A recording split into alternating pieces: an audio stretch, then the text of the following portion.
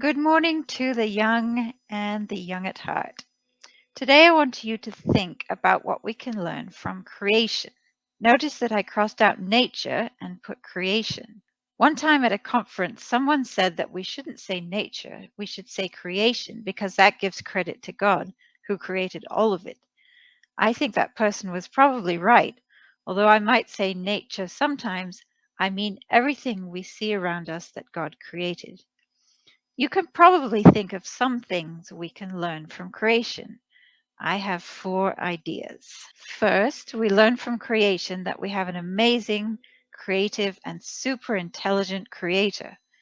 You may have heard of the intelligent design movement. The idea is that since we see design in the world around us, there must be an intelligent designer. I agree, but of course, intelligent is an understatement for God. He is super intelligent. Look at these pictures and think of all the variety, the beauty, the creativity, the color. And this is just the animals, not the plants or the trees or fish. And then there is the humor. Some animals are just plain funny looking, like that sloth there in the bottom. God must have a sense of humor. After all, where do we humans get our sense of humor from if not from God? The Bible says that creation tells us about God, even though it doesn't actually speak words. Listen to Psalm 19. The heavens tell the majesty of God. The sky displays his handiwork. Day after day it speaks out. Night after night it displays his greatness. There is no actual speech or word, nor is the sky's voice literally heard. As it says, day after day, night after night.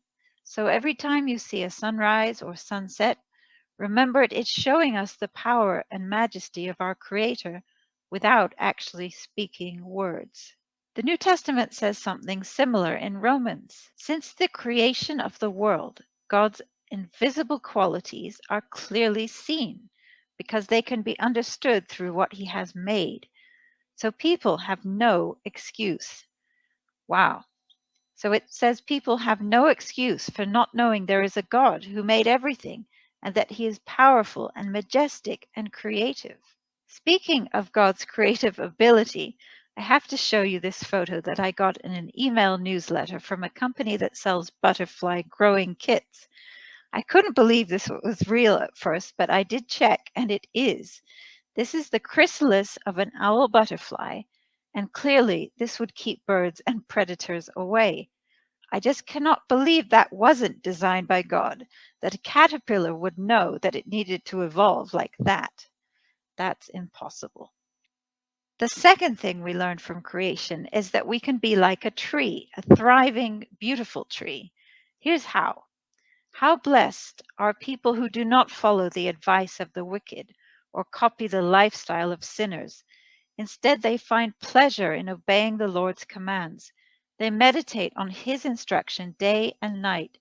They will be like a tree planted by flowing streams, which produces its fruit at the proper time, and its leaves never fall off. That's Psalm 1, the first psalm. Those are the people who will be successful according to God. They will be like healthy trees whose leaves never fall off. These are people who meditate or think about God's words day and night and don't follow after sinners.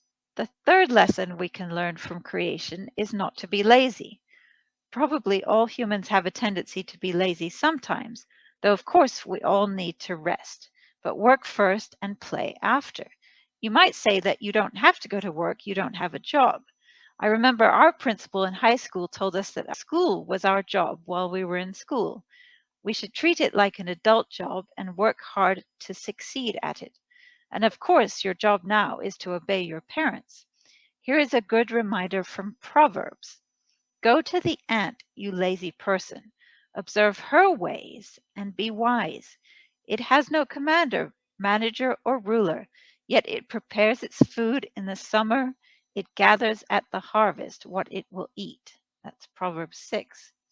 Did you notice that this verse called the ant a her? Well, guess what? Worker ants are all female. People only discovered that a few centuries ago, but the Bible knew that all along. Hmm, maybe because God created those ants. And notice the photo here. These ants are actually using their bodies to build a bridge. They needed to get across from the twig on the right to the leaf on the left, and that gap would have been too big for one ant to cross. So they are working together to create a bridge with their bodies, and that way they'll all be able to cross the gap. Looks like intelligent design to me. What else do we learn from creation? We learn that even creation itself will be put right. Even though creation is amazing, things have gone wrong since Adam and Eve in the Garden of Eden. Today we see lots of things that are not right with creation. Things like weeds, thorns, and poison ivy, or pollution and piles of garbage, and tragic things like cancer or other diseases, and ultimately death.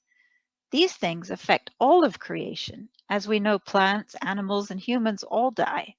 The Bible says that the whole of creation is currently suffering. But Paul says in Romans, I am convinced that our present sufferings are not worth comparing with the coming glory, meaning kingdom. The creation itself will also be set free from the bondage of decay into the glorious freedom of God's children. For we know that the whole creation groans and suffers together until now. Romans 8. So we learn that creation itself will be put right. And this verse is Acts 3:21, so we call it Acts 3:2:1 countdown. It says that Jesus must remain in heaven until the time for the restoration of all things. That restoration will be the time when everything is put right, including all of creation. So here are the four things I thought of that we can learn from creation, and see what other things you can think of. So, lessons from God's creation. One, we learn that we have an amazing creator. Two, we learn that we can be like a super healthy tree in Psalm 1. Three, we learn from Proverbs not to be lazy from the ants. And four, we learn that all creation will be put right when Jesus comes back.